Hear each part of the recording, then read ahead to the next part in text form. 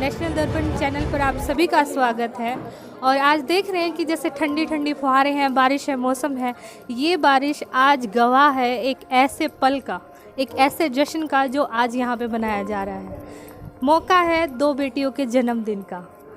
हाँ जी, दो बेटियों का जन्मदिन जो कि 7 माह की पैदा हुई थी और 15 साल के बाद उनके माँ बाप की गोद उठाई। आइए जानते हैं उनकी क्या है कहानी।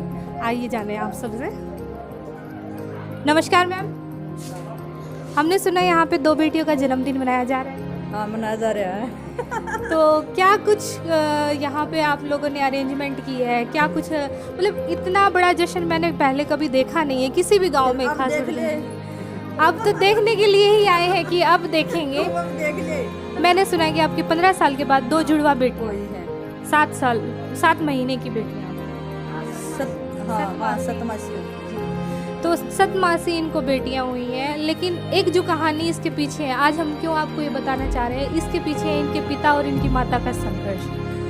क्योंकि इनके पिता जो है दूर रहते हैं, काम करते हैं, और उनकी माता यानी कि इन बच्चियों की दादी जो है वो भी बीमार ग्रसित रहती हैं, और माता भी। इनके पिता हैं जो अकेले इन बेटियों को संभाले हैं। 15 साल के बाद इनको 2 बेटियां हुई हैं। लेकिन यहाँ पे एक छोटी सी जो गलती हमारी सरकार द्वारा होगी, कहते तो हैं कि बेटी बचाओ बेटी पढ़ाओ, लेकिन बेटी बचाने के पीछे अगर कोई कोशिश करता है तो उसकी कोशिशों का साथ देने वाला शायद ही कोई सरकार में मौजूद होगा।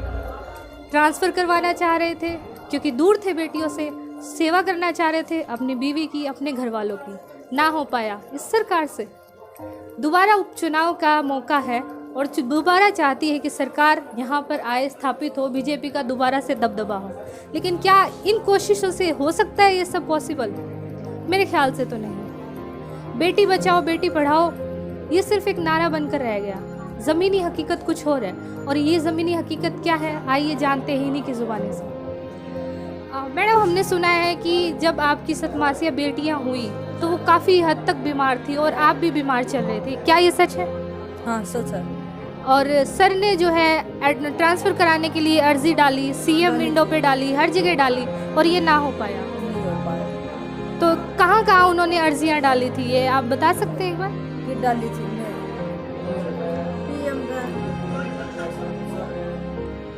सुन रहे हैं आप सभी, पीएम नरेंद्र मोदी कुछ ना आया, मेरा अपने बलबूते पानी कुछ नहीं करा हमारा। जी।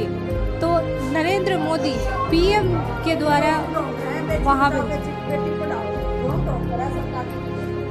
ये ढोंग बताया जा रहा है, बेटी बचाओ बेटी पढ़ाओ सिर्फ एक ढोंग है।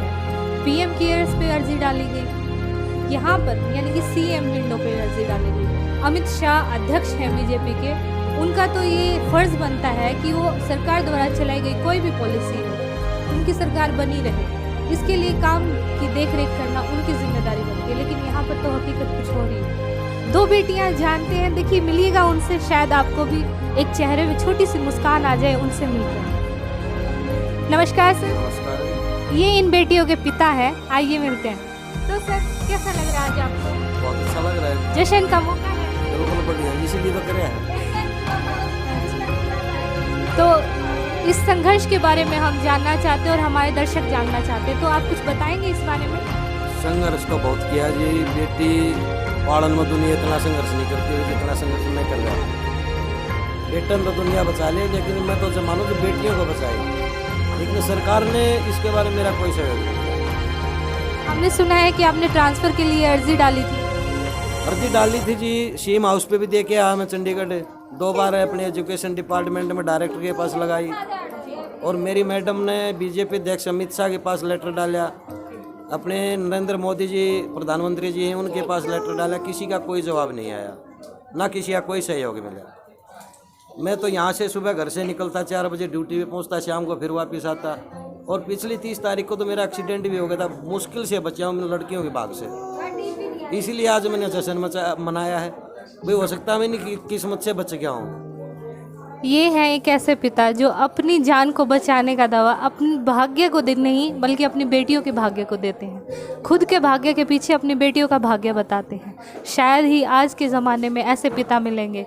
हमारी तरफ से सरकार से सिर्फ एक ही अर्जी है, बेटी बचाओ बेटी पढ़ाओ सिर्फ एक नारा बन के ना रह जाए, उसकी ज़मीनी हकीकत भी उतनी ही अच्छी हो जितना कि ये नारा है। कैमरामैन अमित के साथ मैं रेनू, नेशनल दर्पण चैनल।